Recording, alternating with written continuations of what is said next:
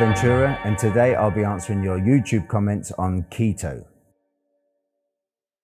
Okay, next question is from Ian Reynolds, and I'm going to read this out to you. He says, I'm hitting 50 grams carbs, 227 proteins, 75 grams fat. I've still got 900 calories to play with from MyFitnessPal, etc. But I can't eat anything because it will tip my carbs over 50 grams. Any tips? Yes, first of all, there's a difference between net carbs and obviously a normal carbohydrate. To give you a brief example, if you've got, let's say, something that says it's 20 grams of carbs, but 10 of those comes from fiber, because fiber is indigestible, it goes straight through your body. So in that 10 grams of fiber, you may have 10 calories, but you physically don't absorb a single calorie. So on the calorie count, it will be coming up as 10 calories, but they're basically, I like to call invisible calories. You're not getting them in your body. So you're only getting 10 grams of carbs. So I'd be interested to see if that 50 grams of carbs is net carbs or total carbs. So once you've worked that out, you'll be able to ascertain whether it is 50 grams or not. And you've got 900 calories to play with. So you want to up your calories.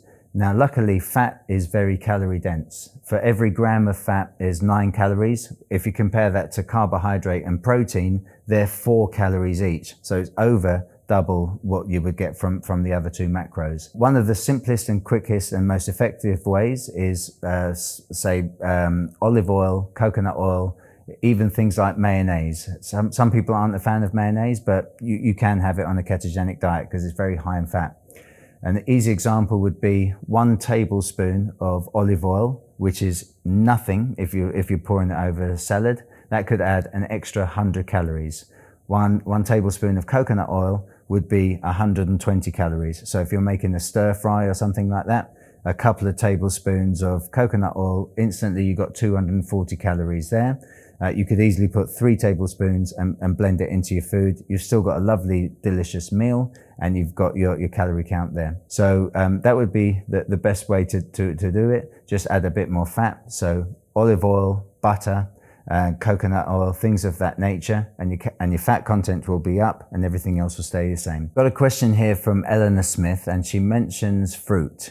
She says that she has about a cup of watermelon every day, and do I have to cut this out to be in ketosis and follow a ketogenic diet? I'm sorry to say that watermelon is definitely one of the things you can't eat because of the sugar content, but don't worry, there are other fruits that you can have. Unfortunately, it's very limited on what fruits you can have. They're typically just berries. So blackberries, raspberries, blueberries, and strawberries, they're the 4 fruits that I typically eat. You can have lemons, although you probably wouldn't want to eat a lemon by itself, and limes. They're pretty good, but you can put those into drinks, and that will give you a nice fruity taste anyway. But apart from that, it's best to avoid fruits altogether. Now, to tell you about fruits very quickly, to be in ketosis, you have to deplete your body of glycogen. So converted carbohydrate turns into glycogen and fills every muscle that you've got in the body, and also it gets stored in the liver. So they're the places that it gets stored. When you deplete your body of glycogen, your body releases ketone bodies, and then you go into ketosis, become fat adaptive, and start pulling fat from cells and using that for energy. Now, fruit glycogen is different from any other type of glycogen.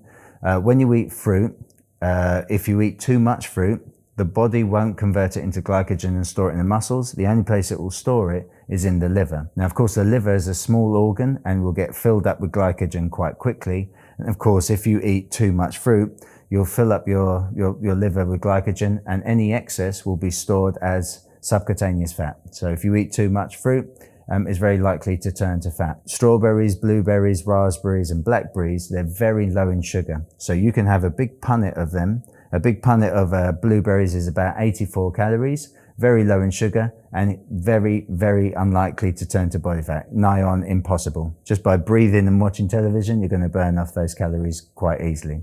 I hope that answers your question. Sorry about the watermelon, but it's got to go. But fingers crossed you like the other fruits that I mentioned. Okay, so got an interesting question here from EPGP Cheaperford. Hope I said that correctly.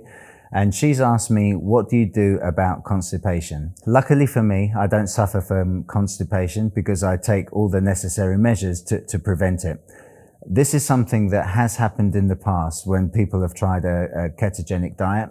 And this is typically because they're having way too much fat, way too much protein, and there's not enough fiber in their diet. When you're eating a keto diet, you must make sure that you do have some fiber in there somewhere. Me personally, I have lots of cauliflower, leafy green vegetables, lettuce, red peppers, stuff like that. So that's going to give me a source of fiber. But what I like as a real fiber source is something called slim pasta, or zero noodles. You may have heard of those. They're basically a substitute for pasta, rice, noodles, those types of products. But if you look on the nutritional info on the back, it will say there's 0 calories, there's 0 fat, there's 0 carbohydrate, but they contain 4 grams of fiber. Now, 4 grams of fiber may not sound like a lot per 100 grams, but it's a huge amount on the grand scale of things. And this type of food is very good for your digestive system. Now, that's fiber. So obviously fiber is going to be good for your guts all day long. But what's most important as well is gut bacterial flora. The older we get, the less gut bacteria we produce. So inevitably, you're going to have to supplement something that's going to be missing from you naturally. I've mentioned in the past that my favorite probiotic is Super 8 Udos Choice, which has got 42 live bacteria cells. And they guarantee that billions of live bacteria cells will reach the gut and work their magic and obviously keep you with a clear, unbloated, unconstipated gut. Okay, next question is from Saji K, and he's asked me, can I take whey after a workout and be in keto? The truthful question is, yes, of course, you can take protein. As long as your protein intake isn't too high throughout the entire day, there's absolutely no problem with that whatsoever. Myself personally, I don't recommend taking protein after a workout. If you're getting sufficient protein throughout the day, let's say in a 24-hour day, you're getting 40 grams or 50 grams, whatever your percentage may be of protein, that's going to be enough protein to help you build muscle. If you want to build muscle, it's not so important what you eat, it's more important in how you train. If you're training effectively, your muscles will grow despite what you're eating. Okay, next one is a question from Azur Shad. He's asked me, is it possible to gain muscle mass on a ketogenic diet? And hopefully I can be living proof that this is very much the case. Most of my life, most of my week, I spend in a calorie deficit. I spend on a ketogenic diet. I don't eat a huge amount of protein and I take very natural supplements, and I'm able to build muscle quite effectively and sustain that muscle. So if you want to build muscle, the first thing I would concentrate on is your training regime. If you're sitting watching television, you're not going to build muscle. But if you put your muscles under constant stress, targeted stress as well, create micro tears in the muscle, it's inevitable that when you create a micro tear in the muscle, you're going to go to sleep at night. Human growth hormone and testosterone will kick in, repair that muscle with a thin layer of scar tissue in between.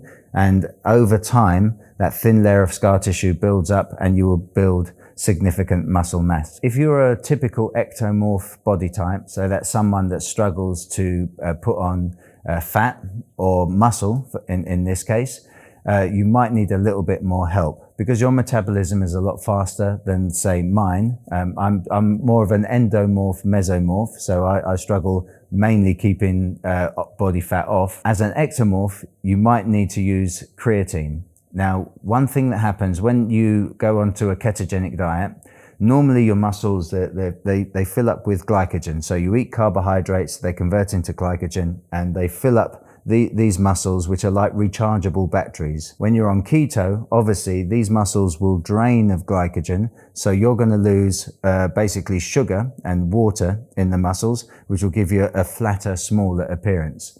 To replace that on a keto diet, you can use creatine. So creatine acts very much in the same way as glycogen. It will give you energy in the muscles, give you power in the muscles, but most importantly, draw water into the muscles and give you a bigger, fuller effect. I've used creatine in the past, and sadly for me, I got too big. I prefer to be a little bit smaller.